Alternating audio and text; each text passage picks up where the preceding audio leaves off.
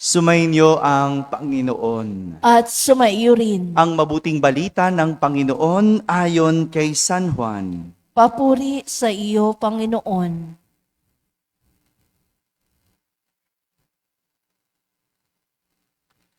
Noong panahong iyon, sinabi ni Jesus sa mga Hudyo, "Ang aking Ama ay patuloy sa paggawa, at gayon din ako." Lalong pinagsikapan ng mga Hudyo na patayin siya, sapagkat nilabag na niya ang batas tungkol sa araw ng pamamahinga, ay sinasabi pa niyang ang Diyos ang kanyang Ama, at sa gayoy ipinapantay ang sarili sa Diyos. Kaya't sinabi sa kanila ni Jesus, "Dapat ninyong malaman na walang ginagawa ang anak sa kanyang sarili lamang. Ang ginagawa lamang niya ay ang nakikita niyang ginagawa ng Ama. Ang ginagawa ng Ama ay siya ring ginagawa ng anak, sapagkat minamahal ng Ama ang anak at ipinakikita sa anak ang lahat ng ginagawa niya. At higit pa sa mga ito ang mga gawang ipakikita sa kanya ng Ama, at maggilalas kayo kung paanong binubuhay ng Ama ang mga patay. Gayon din naman bubuhayin ng anak ang sinumang nais niyang buhayin. Hindi humahatol kanino man ang Ama. Ibinigay niya sa anak ang buong kapangyarihang humatol upang parangalan ng lahat ang anak, katulad ng kanilang pagpaparangal sa Ama. Ang hindi nagpaparangal sa anak ay hindi nagpaparangal sa amang nagsugo sa anak.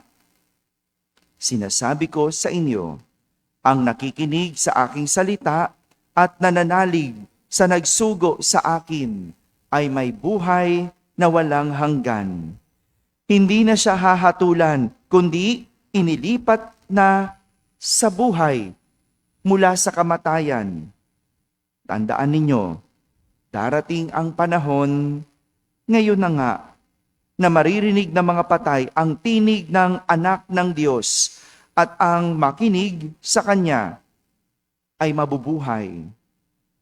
Ang Ama ang may kapangyarihang magbigay buhay, at ang anak ay binigyan niya ng kapangyarihang magbigay buhay. Binigyan din siya ng kapangyarihang humatol, sapagkat siya ang anak ng tao. Huwag ninyo itong pagtakhan, sapagkat darating ang oras na maririnig ng mga patay ang kanyang tinig. Sila ay muling mabubuhay at lalabas sa kinalilibingan nila. Lahat ng gumawa ng mabuti ay pagkakalooban ng buhay na walang hanggan, at lahat ng masama ay parurusahan. Wala akong ginagawa sa sarili ko lamang. Humahatol ako ayon sa sinasabi sa akin ng Ama, kaya't matuwid ang hatol ko. Hindi ang sarili kong kalooban ang aking sinusunod, kundi ang kalooban ng nagsugo sa akin." Mga kapatid, ang mabuting balita ng Panginoon. Pinupuri ka namin, Panginoong Hesukristo. Umupo ang lahat at makinig sa homilia. Magandang umaga po sa inyong lahat. Magandang umaga rin sa mga nasa barangay, sa mga nasa tahanan na nagsisimba via online, at sa lahat ng nasa abroad. Isang magandang araw po sa inyong lahat. Isang paglalahad ng klase ng relasyon meron si Jesus sa kanyang Ama. Ang ating narinig sa Ebanghelyo sa araw na ito, relasyon ni Jesus sa kanyang Ama. Pinaalam ni Jesus sa lahat na walang ginawa ang anak sa kanyang sarili lamang. Ang ginagawa lamang niya ay ang nakikita na ginagawa ng Ama. Kung baga, sa Ingles, anong tawag natin doon?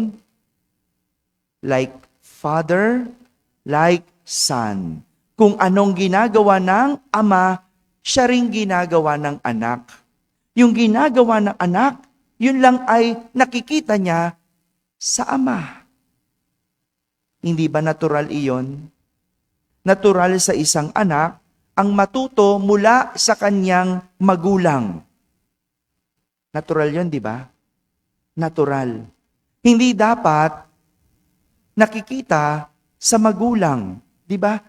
Hindi dapat eh. Hindi dapat nakikita sa magulang ang mga hindi dapat ginagawa. Kasi kung anong ginagawa ng magulang, gagayahin ng anak. Kaya, di ba, dapat ang magulang halimbawa para sa mga anak. Sila dapat yung nagbibigay ng mabuting halimbawa, nagpapakita ng halimbawa para gayahin ng anak. Hindi ba ang magulang ang dapat gumagabay sa mga anak para maging mabuting tao? Hindi po ba? Ito ang klase ng relasyon meron si Jesus sa kanyang ama at ang ama kay Jesus. Lahat kung sino si Jesus ay dahil sa pagsunod niya sa kanyang ama.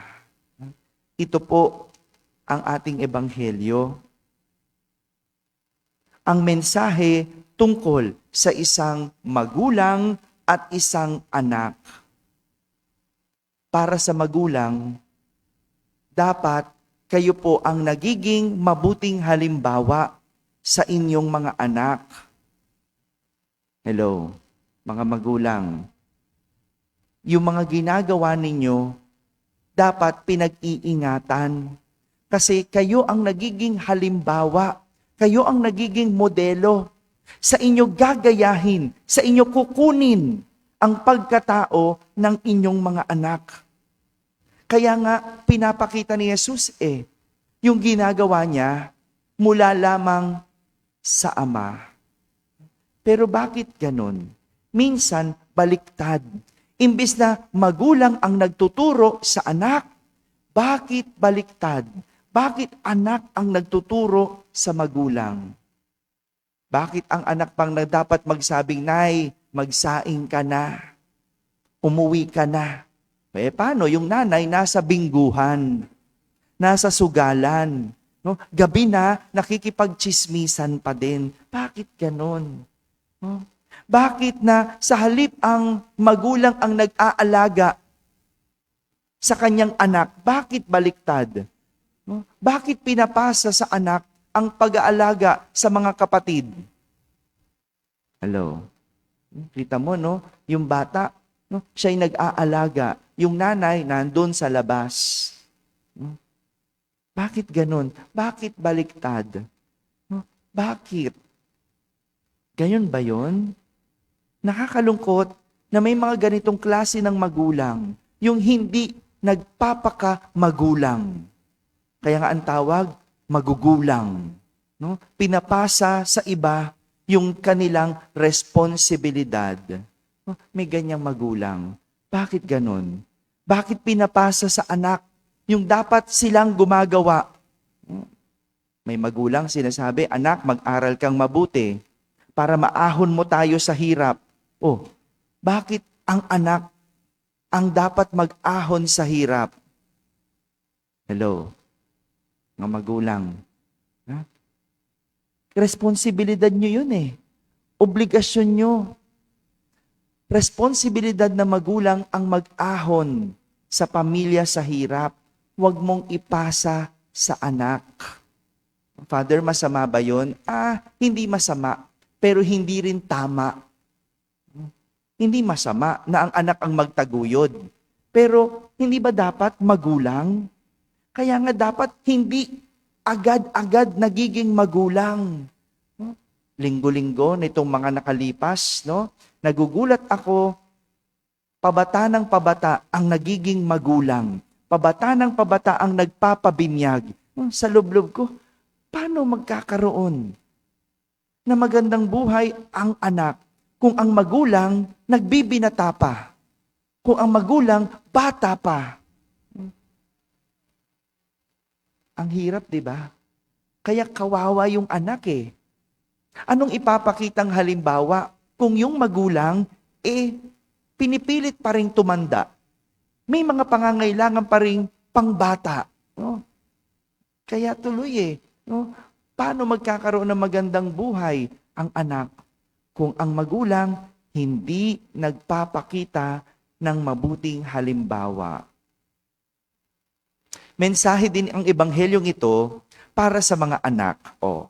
Hindi lang ito para sa mga magulang, ganun din para sa mga anak. Kung ang anak ay natututong makinig at natututong sumunod sa magulang. Si Jesus, pinapakita niya na siya ay isang masunuring anak. Bukod sa, syempre, ang magulang ay nagpapakita ng mabuting halimbawa. Si Jesus bilang anak, siya ay masunurin. Kaya nga, kung ang isang magulang ay nagagalit sa anak kapag hindi nag-aaral, mabuting magulang yon. Mabuting magulang. Siyempre, kailangan mag-aral. Siyempre, kailangan pangaralan. Kung isang magulang ay nagsisermon, hindi yan pagalit lang. Sa mga anak, no? Kunin nyo yan bilang aral. Tanggapin nyo yan bilang pagdidisiplina dahil ganyan ang gampanin ng isang magulang. Nagtuturo, gumagabay at nagdidisiplina. Mahirap maging magulang. Mahirap din maging anak. Pero hindi imposible. Hindi imposible kung merong magandang relasyon ang dalawa. Kaya nga, aral sa pakikipagrelasyon ng isang anak sa magulang at magulang sa anak ang pinapakita ni Jesus sa ating ebanghelyo. Ngayon, ang ating huling araw ng Misa Triduo para sa kapistahan ni San Jose bilang esposo ni Maria. Si San Jose, tumayong ama kay Jesus. Hindi man siya ang tunay na ama, tinuring niyang tunay na anak si Jesus. Tingnan nyo, no? Inako ni San Jose ang pagiging ama. Kaya naman, tunay siyang ama dahil tinuring niyang tunay na anak si Jesus. Lalo pa siguro kung tunay niyang anak si Jesus. Baka sobra-sobra pa. Pero kahit ganon, kahit si Jose ay hindi tunay na ama, siya'y nagpakaama. Dahil hindi sa dugo nakikita ang relasyon ng isang ama sa anak o magulang sa anak. Hindi sa dugo, kundi sa pagmamahal. Kaya nga bilib ako sa mga magulang na nag-aampon. Kasi ibig sabihin nun, meron silang puso para maging magulang. Meron silang puso na kayang magmahal kahit hindi nila sariling dugo. Ito ang klase ng relasyon na pinapakita sa atin. Relasyon ng may pagmamahal. Kaya nga, sa ating unang pagbasa, sinasabi ng Panginoon, malilimot ba ng isang ina ang kanyang anak? Mga nanay, dapat laging nasa isip ang anak. Bago ka umalis ng bahay, ang nasa isip mo, anak. Bago ka bumili ng kung ano-ano, ang nasa isip mo, anak. Kung ano man ang gagawin mo, ano mang desisyon mo, ano man ang pipiliin mo, dapat laging nasa isip, anak. Ganyan ang pagiging magulang. Ang tinuturo ni Jesus, wala sa dugo, kundi nasa pagmamahal. Amen? Amen.